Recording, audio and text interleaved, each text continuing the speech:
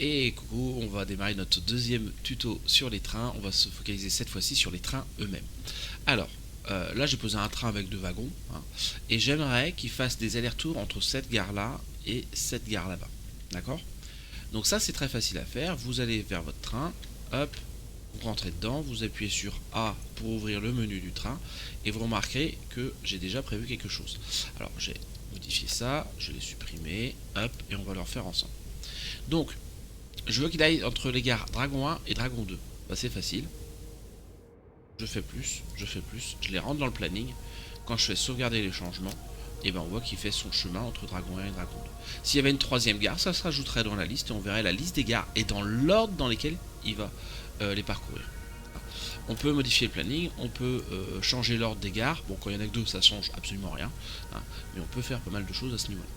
Une fois qu'on a fait ça, on fait activer la conduite automatique. On sort de notre train. Hop. Et on voit que notre train, bah, il va faire... alors là, il a été vers la gare là-bas en premier. Puis il va faire nos allers-retours entre les deux gares. Si vous avez prévu juste deux gares avec un train, bah ça y est, c'est fini. Vous avez terminé votre projet. Maintenant, le problème, c'est que si vous voulez rajouter un train, le risque, c'est que les deux, en fait, il y en a un qui vienne rattraper l'autre et vienne le taper. Et dans ce cas-là, bah, ça va vous créer un accident ferroviaire, va falloir aller sur place, va falloir gérer, bref, ça va être galère. Pour gérer ce problème-là, il y a ce qu'on appelle les signalisations. Il y a deux types de signalisation. Signalisation de bloc, signalisation de trajectoire. Aujourd'hui, on va s'arrêter sur les blocs. Première chose à faire, je vous le conseille très fortement. Ça va vous simplifier la vie dans plein de situations.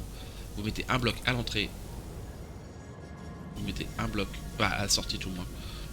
Un bloc à l'entrée du coup. De chaque gare. Là, on va commencer par ça. Donc, un là, à l'entrée. Sortie. Et là, vous voyez que quand vous êtes en mode de construction des blocs, les rails ont des couleurs. La couleur, c'est les blocs. Donc, j'ai un grand bloc rouge ici. J'ai un bloc vert là, un grand bloc jaune là, et un bloc orange de là à là. Et bah, ça dit quoi les blocs? Ça dit qu'il ne peut pas y avoir deux trains dans le même bloc. Voilà. Si j'avais un train qui est sur la voie jaune, hein, et que j'ai un train qui sort de la gare sur la voie verte, bah, tant que le train est sur la voie jaune, il va attendre. Il va attendre que l'autre train passe. Alors quelle doit être la bonne longueur des blocs? Alors ça c'est un grand débat. Généralement c'est 2 fois la longueur du plus grand des trains. Alors c'est pas forcément facile à mesurer. Maintenant regardez bien une chose. C'est que si là j'ai mon train qui est dans le orange, mon train, un autre qui est dans le rouge, je vais devoir attendre jusque là-bas pour libérer la voie.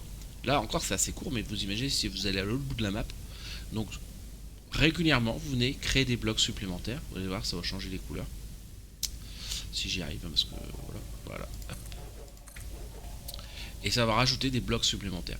Les faites pas trop petits, ça sert à rien. Les faites pas non plus trop grands, ça va ralentir en fait le trafic de vos trains. Et maintenant, si je rajoute un train, et bah ils vont jamais se taper. Hop. Modifier planning. Dragon 1, Dragon 2. Sauvegarder. Activer. Et voilà. C'est parti. Et là, ils vont pouvoir évoluer sur le tracé sans jamais se taper. Pourquoi? Parce qu'ils ne pourront pas rentrer à deux en même temps sur un bloc. Et lui est en train de rattraper celui-là. L'autre il dépasse pour l'instant sur ce bloc là et lui il va s'arrêter là. On va attendre qu'il sorte de la gare. Vous allez voir qu'il va quitter ce bloc là. Et quand il quittera ce bloc là, lui il va pouvoir partir. Hop, ça y est, c'est parti. D'accord? Donc voilà le principe de base sur les blocs. Ça se complique un petit peu quand on a des intersections un peu plus complexes, et c'est ce qu'on va voir juste après, dans le tuto suivant bien sûr.